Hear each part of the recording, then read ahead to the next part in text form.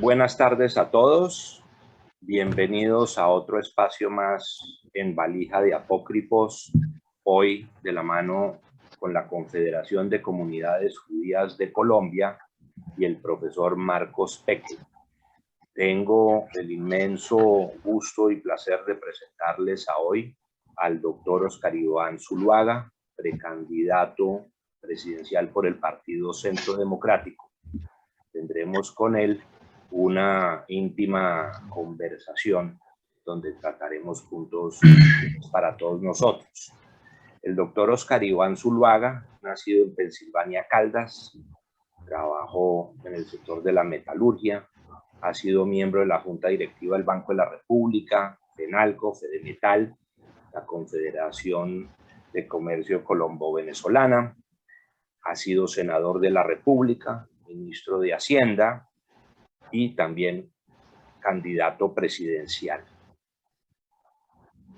Muchísimas gracias por acompañarnos, doctor Oscar Iván, doctor Rodrigo Jesús González, Vicky Estrella, gracias por hacer posible este espacio. Marcos estará encargado de las primeras preguntas de este conversatorio. Nuevamente, muchísimas gracias y el foro es de ustedes. Muchas gracias, Jackie, y buenas tardes, doctor Oscar Iván. Un gusto tenerlo a usted acá con nosotros. Soy Marcos Peque, el director ejecutivo de la Confederación de Comunidades Judías de Colombia, y me da muchísimo placer tenerlo a usted y poder conversar con usted sobre los temas de actualidad y los temas de su candidatura. Mi primera pregunta, doctor Oscar Iván, es ¿quién es Oscar Iván Zuluaga? ¿Quién es su familia? ¿De dónde vive? De cómo está compuesta su familia, sin hablar todavía de política, solo el tema personal que nos pueda compartir. Bueno, lo primero, buenas tardes para ustedes, a Jack, muchas gracias por su invitación, al profesor Marcos Peque, a Rodrigo, que también ha estado muy pendiente, a Vicky Estrella, complacido de estar en este espacio con ustedes.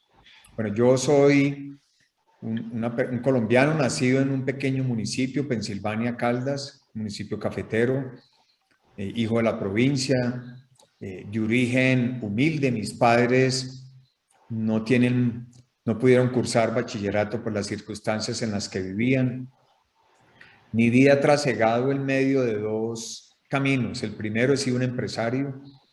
Durante los últimos 20 años he dedicado gran parte de mi tiempo al tema de generación de empleo, unos negocios de la familia, industriales, que le permiten a uno tener una gran sensibilidad sobre lo que significa el empleo. Somos empresas exportadoras y esto lo he combinado con 30 años de servicio público al país. Yo empecé mi carrera de servicio público como concejal y luego alcalde de mi pueblo. He atravesado por varios cargos. El país recordará cuando fui ministro de Hacienda y luego candidato a la presidencia en el 2014. Tengo 3 hijos, mi señora es barranquillera, 2 de mis hijos viven en los Estados Unidos y tengo una hija, Juliana, que me acompaña hoy en este recorrido político. Eso es a grandes rasgos un resumen de mi currículum, Marcos. Doctor Oscar Iván, el país lo recuerda a usted como ministro de Hacienda. Usted recibió premios por ser el mejor ministro de Hacienda, creo que de América Latina en su momento. ¿Y qué hay que hacer por un ministro de Hacienda que maneja las cifras frías, que maneja la macroeconomía, para tener que volverse político y manejar un tipo de prioridades distintas a las que hace un ministro de Hacienda para buscar la presidencia de la República? ¿Cuáles son esas cualidades que hacen para dar un salto de un lado al otro? Bueno, lo primero, yo siempre, desde casa, en la familia, siempre hemos tenido una gran sensibilidad social. Mi abuela, por el lado de mi mamá, era una mujer muy sensible con el tema de la pobreza y siempre la familia ha estado muy involucrada en temas de responsabilidad social. Eso es algo que le desarrolla a uno como un sentimiento de solidaridad y compromiso con el país. Lo segundo es que yo siempre he tenido la creencia de que gracias a las oportunidades que mi mamá y mi papá me dieron para poderme educar, he podido construir un proyecto de vida. Pero reconozco que en Colombia hay jóvenes y personas mucho más inteligentes y preparadas que uno, pero no han podido llegar porque no han tenido nunca oportunidades. Y la única forma de poder aportar a construir oportunidades para todas es desde el servicio público. Por eso claramente entendí que asumir responsabilidades y ejercer liderazgo público sería una forma de contribuir con la sociedad y con el país para poder construir oportunidades para todos, que es lo que tiene que buscar uno en la sociedad y es lo que me hace a mí sentir comprometido para haberle dedicado ya 30 años de mi vida al ejercicio público. Doctor Oscar Iván, en el 2014, usted ganó la primera vuelta, en la segunda fue derrotado. ¿A qué atribuye a usted esa derrota en la segunda vuelta por un estrecho margen que evitó que usted llegara a la presidencia de la República? Bueno, yo tengo que ser muy franco y es que se me hizo un montaje que el país conoce desde la primera vuelta, que afectó seriamente. A mí me robaron la elección presidencial. Y actores directos de esa otra campaña ya han dado declaraciones públicas. El país las conoce cómo fue, que se utilizaron dineros indebidos para ganar en aquel entonces la reelección por el candidato presidente. Yo estuve 7 años víctima de eso judicializado. Afortunadamente hoy el país conoce la verdad judicial. Tengo la tranquilidad de que lo que siempre le dije al país es cierto. Mi campaña fue una campaña honorable y por eso hoy puedo mirar a los ojos de los 50 millones de colombianos para decirles que quiero aspirar nuevamente a la presidencia de Colombia porque me preocupa lo que le ocurre al país hoy en materia de seguridad, el hastío que hay en la ciudadanía con la corrupción y la falta de oportunidad que hoy sienten nuestros jóvenes, las mujeres jefes cabeza de hogar, para tener no solo acceso a una educación de calidad, sino un empleo digno y bien remunerado. Por eso hoy le he propuesto mi nombre nuevamente a los colombianos. Doctor Oscar Iván, la, la postulación suya como precandidato del Centro Democrático generó revuelo en el mismo partido. Usted es militante del partido, pero ¿cómo ve usted el ambiente al interior del Centro Democrático, más allá de las imágenes de los debates que ustedes han tenido, que para mí son una demostración de una democracia viva como la que tenemos en Colombia? Al interior del partido, ¿cómo se ve usted en este momento, doctor Oscar Iván? Bueno, lo primero, yo estoy como precandidato del Centro Democrático porque creo en un partido que yo ayudé a fundar. Con el presidente Uribe y otro grupo de líderes nos dimos a esa tarea y creamos el partido desde el año 2014. Luego yo soy fundador, creo en su visión de Estado, en sus ideales. Hay una competencia sana, aguerrida, como todas las confrontaciones en política, pero es una competencia muy estimulante. Somos 5 precandidatos, yo tengo aprecio y respeto por los otros 4 precandidatos, personas capaces, preparadas, y el partido muestra, como usted lo dice, profesor, una gran vitalidad de abrir espacios al debate democrático. Hemos hecho 4 foros. Ningún otro partido en Colombia está haciendo un proceso como el nuestro, donde puede haber una confrontación pública, los ciudadanos pueden escuchar, confrontar ideas, y al final ganará el candidato que gane la encuesta. Lo sabremos el próximo 22 de noviembre, pero el partido estará unido, el partido respaldará a quien gane esa nominación y seguiremos adelante. Me parece que en eso le estamos dando un buen ejemplo al país y contribuyendo a que haya un mejor ambiente en materia de discusión democrática. Doctor Oscar Iván, ha habido algunos cuestionamientos frente a la posible transparencia de la encuesta o de la rigidez. ¿Usted confía plenamente en la encuesta? ¿Se han hecho todos los pasos necesarios para asegurar la transparencia, que el que gane la encuesta sea realmente el que tiene el mayor apoyo dentro del partido?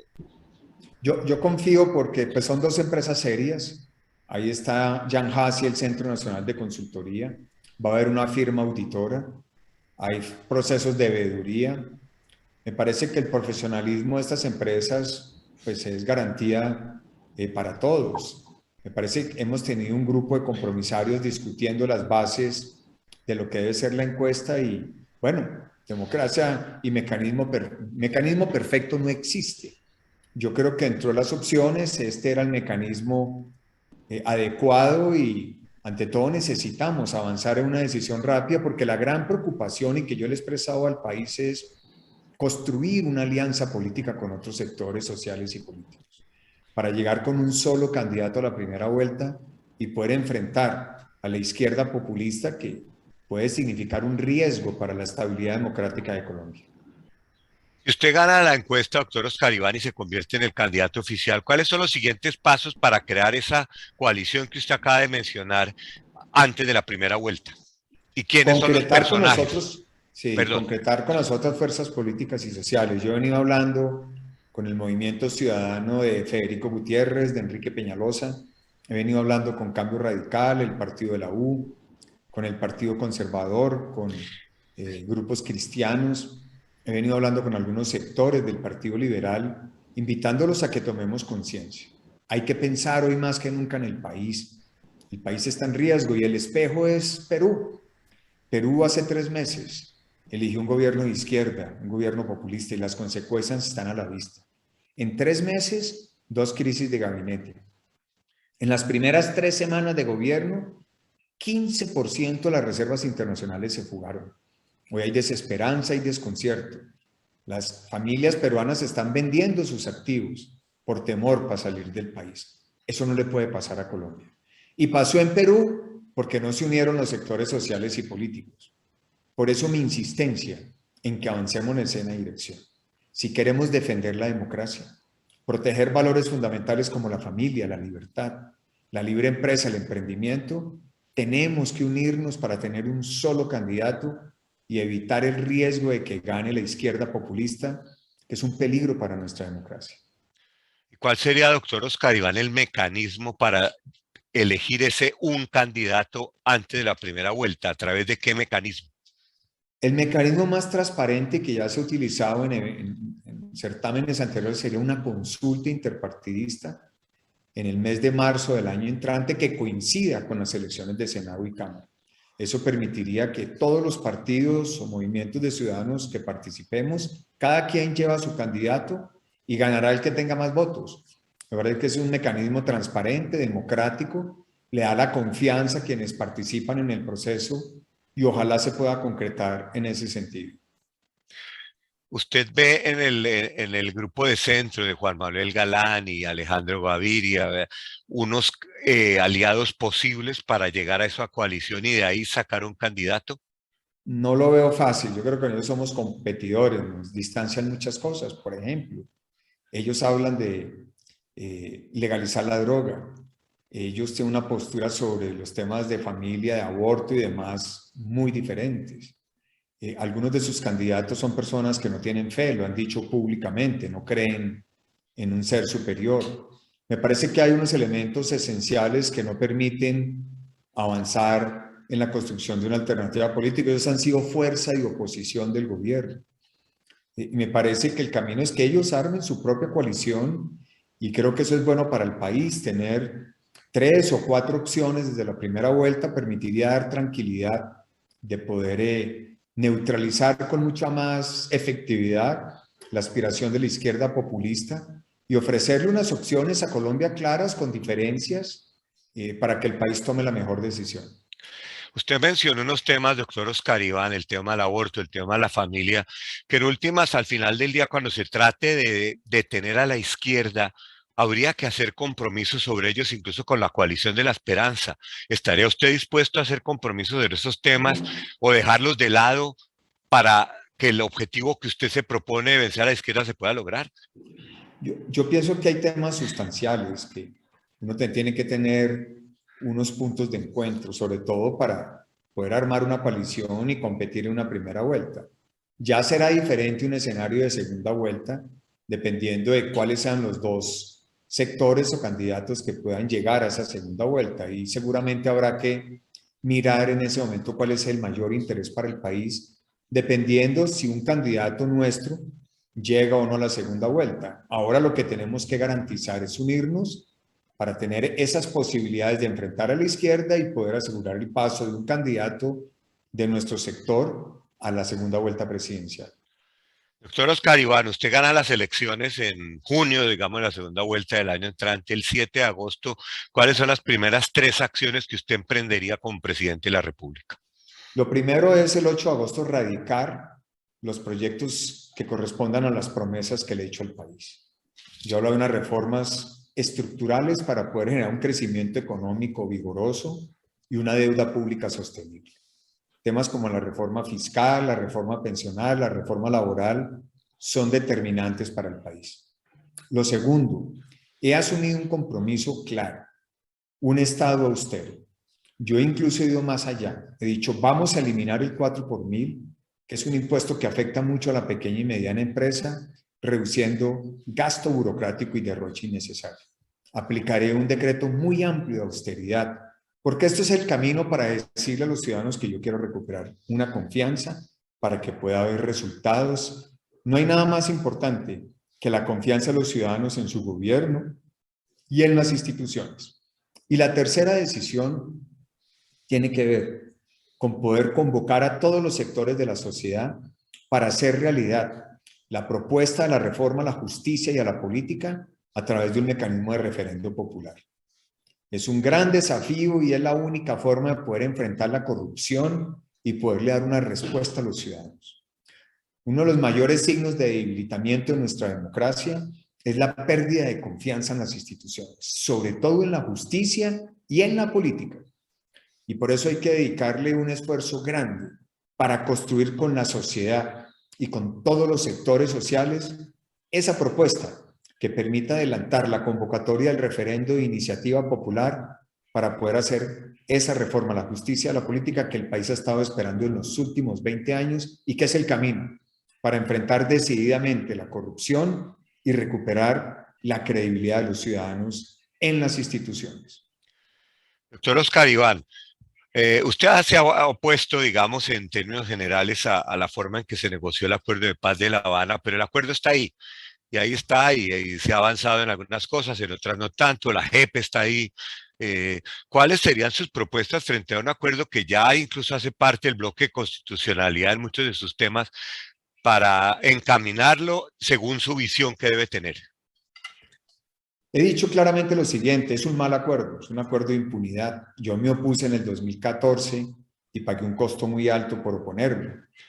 Pero creo que hoy las circunstancias políticas e internacionales no permiten decir que se va a derogar o se va a desconocer. Y me parece que el camino que tenemos que transitar es el de unos ajustes. Los ajustes en los acuerdos es normal.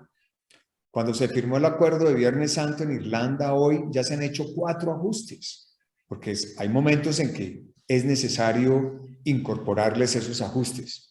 ¿Qué ajustes estoy planteando yo?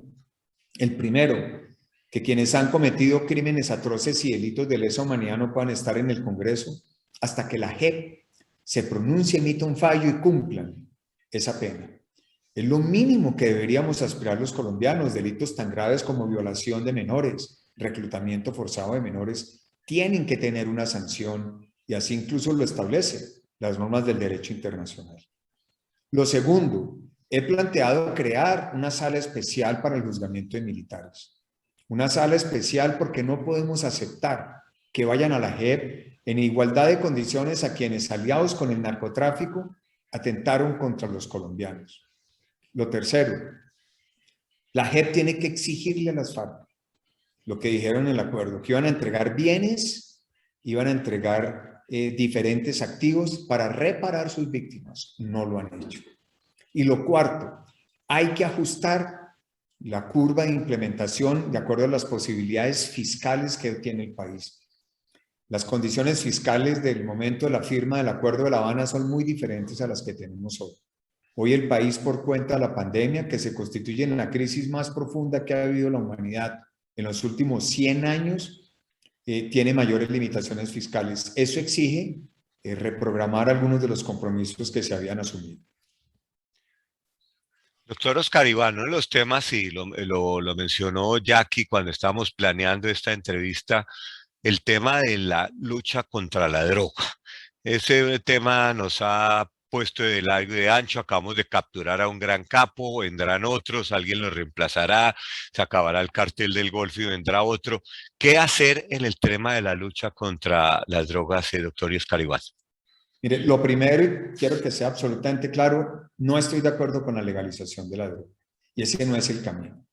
Me parece que lo más grave que nos ha ocurrido, que fue el legado del Acuerdo de La Habana y del gobierno anterior, es un país inundado de coca. Como nunca antes estamos produciendo récords y volvemos a ser el gran productor de cocaína, con una problemática adicional, que ya no solo somos un país que produce, sino de alto número de consumidores. Colombia tiene 1 millón de colombianos que están con problemas de adicción, lo que es un problema de salud pública. No veo una medida distinta de choque para reducir el poder de financiación de organizaciones criminales por cuenta del narcotráfico que la aspersión aérea. Llevamos 11 años. Incluso hoy hay que cumplir el protocolo de la Corte Constitucional. Pero se puede. Creo que ahí el gobierno se la tiene que jugar a fondo. Así sean algunas zonas inicialmente, hacer un proceso de fumigación de aspersión aérea. He propuesto un ambicioso programa de sustitución de cultivos teniendo como ancla el cannabis medicinal, que creo es un producto que hoy debemos mirar en una perspectiva de realidad en el mercado internacional, como una gran fuente de ingresos y de empleo para Colombia y como algo que ya en Colombia se está viendo con resultados muy positivos. Personalmente he estado visitando algunos cultivos y conociendo con más detalle sobre este potencial producto para Colombia que en muy poco tiempo le puede significar muchos recursos. Un negocio que es en dólares, un negocio que puede ser rentable, que puede tener altos niveles de productividad, puede ser un ancla para poder ayudar a muchas zonas a hacer un proceso de sustitución de cultivos. Y creo que ese es el camino para avanzar. Colombia tiene que ser y enfrentar este problema con otra decisión. El tema de la unidad de lavado de activos tiene que ser fundamental. Hoy, por ejemplo, si se extradita a este bandido, este criminal de Otoniel, inmediatamente hay que hacer una extinción de dominio express de todos sus bienes para reparar a las víctimas. Y hay que golpear todas esas finanzas, todos esos bienes que poseen estas organizaciones criminales. Y finalmente hay un problema delicado para Colombia por cuenta del narcotráfico y es Venezuela. Venezuela es una dictadura que se ha convertido en un narcoestado porque se volvió el refugio y la retaguardia estratégica de las disidencias de las FARC y el ELN y del narcotráfico. Y el negocio del narcotráfico fluye con la complacencia de la dictadura de Venezuela y de su cúpula militar. Y eso es un factor que desestabiliza el país. En esa perspectiva tenemos que enfrentar el problema, pero no es legalizando la droga. Doctor Oscar Iván, menciona usted Venezuela. Venezuela ha sido uno de los temas más complicados en nuestras relaciones internacionales desde hace muchos años. El gobierno de Iván Duque ha decidido no establecer ningún tipo de relación con el régimen de Maduro. ¿Cuál es su postura frente al tema de Venezuela? Y si usted cree que Venezuela tiene salida o va a ser otro Cuba que va a quedar ahí estancado en ese régimen que no se ve una oposición capaz de realmente convertirse en una alternativa para el régimen de Maduro. Yo estoy convencido que la forma de poder atacar esa dictadura de Venezuela es rompiendo su estructura monolítica. Y lo puedo poner en referencia como con las FARC. Las FARC se desmoronó cuando se dio de baja Raúl Reyes, porque a partir de ese momento se acabó su gran fortaleza, que era su estructura monolítica. La dictadura de Venezuela tiene una estructura monolítica, que es Maduro, Diosdado Cabello y los militares. Pero hay unas señales que hoy pueden pensar en cómo debilitar esa estructura. La primera, la extradición de Ale Saab. Ese me parece que es un camino a recorrer muy importante para conocer la realidad de las fortunas de los dineros ilícitos y el alcance de la criminalidad en el tema de Venezuela. Y por allí se puede lograr romper esa estructura que debilita el régimen. Segundo, el inicio de las negociaciones en México, con el apoyo de la comunidad internacional, muestra para mí el camino para presionar una salida democrática en Venezuela con elecciones libres e independientes. Colombia tiene que apoyar la oposición de Venezuela, hoy en cabeza de un presidente legítimo como es Juan Guaidó. Juan Guaidó tiene el reconocimiento de 53 países del mundo. Y Colombia tiene que presionar y comprometer a la comunidad internacional para poder avanzar en ese camino, que puede ser una señal positiva. Y lo tercero que también es favorable, Venezuela perdió la soberanía monetaria. Hoy el 80% de las transacciones en Venezuela son en dólares. el 10% en euros y el 10% en pesos colombianos. Y tiene una particularidad que es muy importante. Mientras que un salario hoy en el sector privado en Venezuela puede ser 60, 70 dólares al mes, en el Estado el salario es 5 a 7 dólares. En los últimos 15 meses han pedido la baja 12.000 soldados del ejército venezolano. Cada día hay una mayor migración de funcionarios públicos hacia el sector privado. Y esto puede debilitar tremendamente el acompañamiento y la solidaridad que hoy tiene esa estructura monolítica. Me parece que hay unas ideas que pueden ayudar mucho para pensar que una salida con elecciones libres, independientes y garantistas permita un tránsito hacia la democracia en Venezuela. Pero quedándome en Venezuela, doctor Oscar Iván, es que llevamos muchos años hablando de ese tránsito a la democracia que no se ha dado, de ese rompimiento del chavismo que tampoco realmente se ha dado. ¿Y no será que la presidencia de Juan Guaidó y el Grupo de Lima ya pasó esa oportunidad, ya se perdió, y lo que está pasando en México ahorita con el retiro de Venezuela de la negociación es simplemente para mantener un régimen que no muestra, por lo menos hacia afuera, señales de estar resquebrajándose por ningún lado? Claro, pero hoy el Grupo de Lima ha sido reemplazado por la mesa de diálogo que se ha abierto en México. Me parece que eso muestra una parte internacional porque hay un concurso de la comunidad internacional, está Noruega, está Canadá, está Estados Unidos, está el Vaticano. Me parece que esa es una postura importante y por eso creo que vale la pena apostar a esos esfuerzos. Por supuesto que no es fácil. Derrocar una dictadura y un narcoestado no es fácil, pero ahí señalo algunos elementos que dan unas señales de esperanza para buscar de la mano de la comunidad internacional avanzar en resolver un problema de esta dimensión, porque Colombia es el país que más sufre esas consecuencias. Doctor Oscar Iván, última pregunta antes de darle la palabra a mi amigo Jack. ¿Cree usted que Gustavo Petro Urrego puede ser presidente de Colombia? Pues yo espero que no, creo que es un peligro para la democracia. Es una persona que incita al odio, la lucha de clases. Es una persona que tiene resentimiento. Es una persona que cada vez que uno le escucha una declaración la atemoriza más. Decir que por odios políticos le va a expropiar a Uribe, o escuchar lo que el discurso de él el jueves o viernes en Cartagena, hablando y haciendo un señalamiento del Centro Democrático como terrateniente, señalando a la familia Araujo como un nuevo modelo de esclavitud. Hay un sentimiento muy peligroso. Yo acabo de tener hoy una agresión en un programa radial por incitación de odios políticos. Si yo no hubiera llevado la seguridad ejerciendo un derecho a opinar democrático, me iban a agredir físicamente, grave. Y todo eso por cuenta de unos odios, por defender unas ideologías en las que yo creo y hacerlo de manera democrática. Eso es lo que le espera al país en un gobierno populista de izquierda como el de Petro. Doctor Oscar Iván, pero la pregunta es si usted cree que Petro puede llegar a ser presidente, él puede ganar las elecciones, él tiene la capacidad de movilizar al electorado. Pues por eso la respuesta se la ha dado desde hace rato, nos tenemos que unir para poderlo derrotar con votos. Y estoy convencido que con votos lo derrotamos si nos unimos. Doctor Oscar, Jack, tiene usted la palabra para preguntarle a nuestro candidato. Prenda el micrófono. Sí, quisiera retomar el tema de la paz. Doctor Oscar Iván, usted mencionaba, por ejemplo, el caso de Irlanda. Como tantos otros, esos son casos binarios de dos grupos encontrados que buscan resolver su conflicto. Pero el caso colombiano es mucho más sofisticado.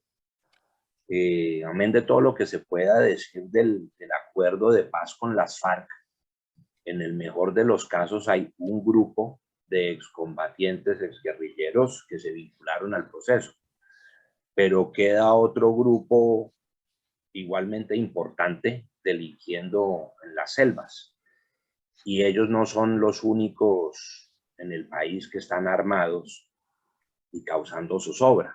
Está el ELN y están todos estos grupos como los del señor Otoniel.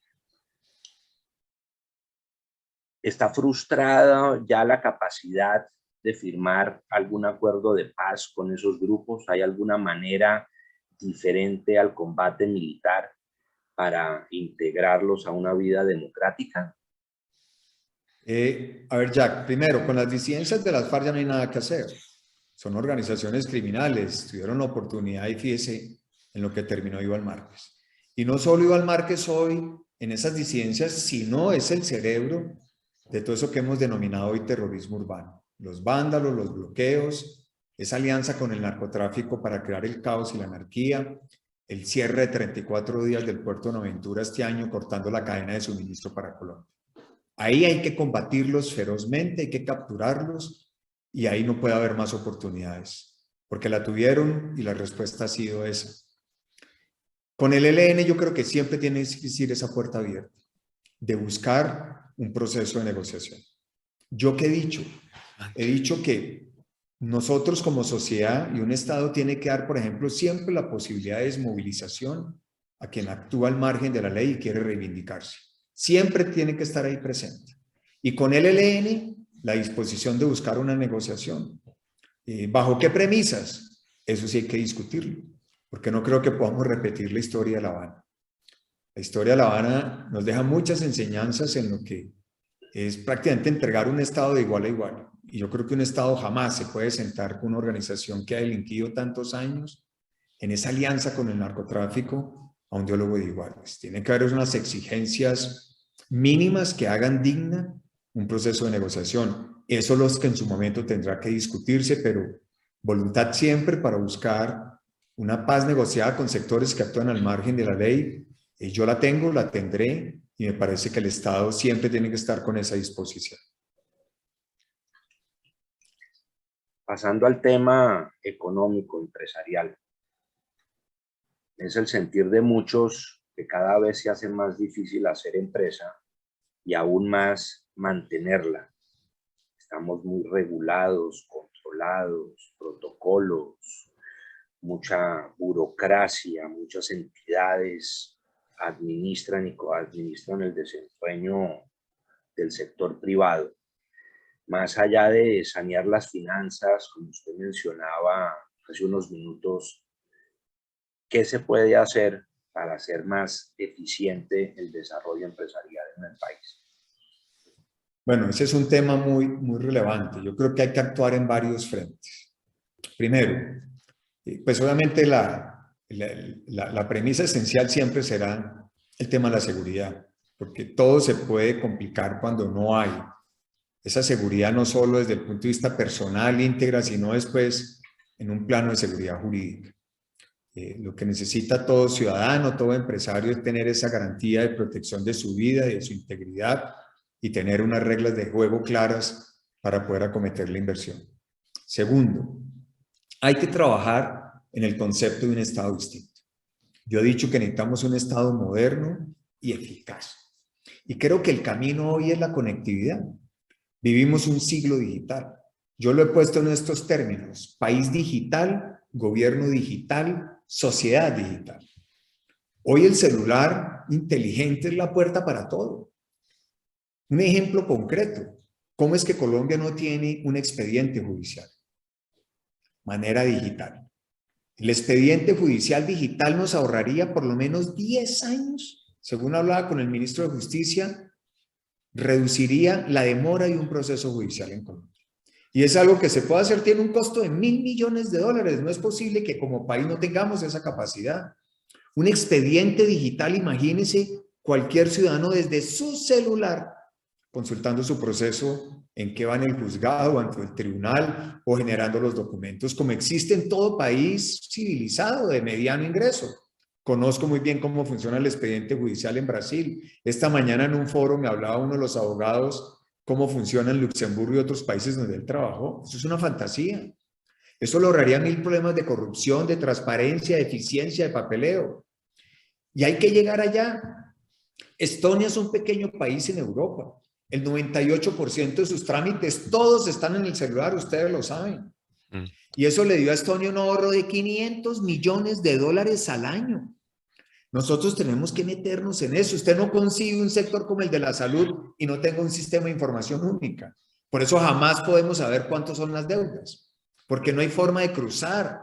La tecnología y la digitalización son el camino para tener un Estado moderno y eficaz. Y yo creo que nos tenemos que aplicar a un Estado mucho más austero y un Estado menos burocrático. Colombia derrocha mucho. Yo creo que si utilizamos este tipo de plataformas, nos van a permitir avanzar seriamente en ese estado que sea menos engorroso. Y finalmente hay algo que es esencial. Nosotros tenemos que atacar la informalidad. Por lo menos el 50% de nuestra economía es informal. Y eso afecta nuestra capacidad de recaudo, afecta nuestro financiamiento de la seguridad social, pero lo más grave, que lleva siempre la regulación a los que son formales. Y se construye sobre un exceso de trámites, un sobreexceso de regulación y de sobreintervención que afecta y maltrata el desarrollo de la iniciativa empresarial. Colombia es un país que pudiera tener mucho más emprendimiento, pero no hay condiciones para que lo estimule. Colombia tiene una estructura fiscal perversa. El 80% de los recaudos de impuestos son las empresas. Pues así no se puede progresar, porque entonces las empresas siempre tienen que pagar tasas altas. Y resulta que la naturaleza de una empresa es competir para generar empleo, y empleo bien remunerado, y ese empleo es el que termina esos trabajadores, esos funcionarios incorporados al circuito tributario y pagando impuestos. Eso es lo que hay que construir, pero eso solo se logra si tenemos unas reformas en el campo fiscal, laboral y pensional orientadas a atacar la informalidad y a hacer más competitiva la formalidad, a reducir tantos trámites. Incluso yo soy amigo de reducir tarifas.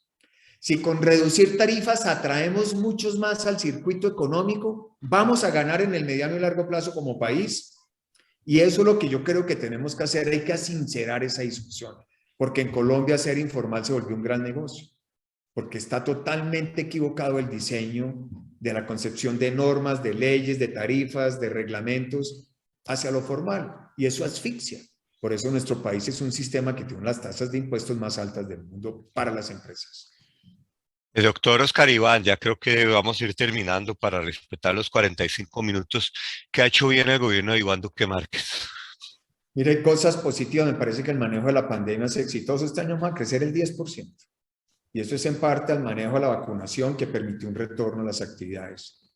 Programas como el de ingreso solidario, el de matrícula cero para estudiantes universitarios, el programa de protección al empleo para la pequeña y mediana empresa y el de subsidios de vivienda son campeones. Me parece que el tema de la transformación energética le deja al país un camino importante. Y creo que se ha logrado destrabar grandes obras de infraestructura que le permita al país mejorar sus posibilidades de competitividad. ¿Y en qué se quedó corto el gobierno de Iván Duque? Por ejemplo, yo nunca entendí por qué no se militarizó el puerto de Buenaventura desde el primer día. Eso nos costó muchísimo como país. Jamás Colombia había tenido un puerto cerrado 35 días. Eso fue un hecho muy grave. Creo que no se presentaron el primer año unas reformas que era necesario, que se volvieron, el tema de la reforma pensional, de la reforma laboral, era una necesidad desde el primer año para enfrentar la informalidad. Creo que se dejó correr el tiempo y bueno, pasaron estos 4 años y nos quedamos sin esas reformas que necesita el país para poder tener un crecimiento vigoroso, una deuda pública sostenible y una economía más competitiva. Jackie. Tiempo para más preguntas. No, Pues vamos a respetarle al doctor Oscar Iván los 45 minutos que nos comprometimos. Claro, hay una más, Jackie. Sí.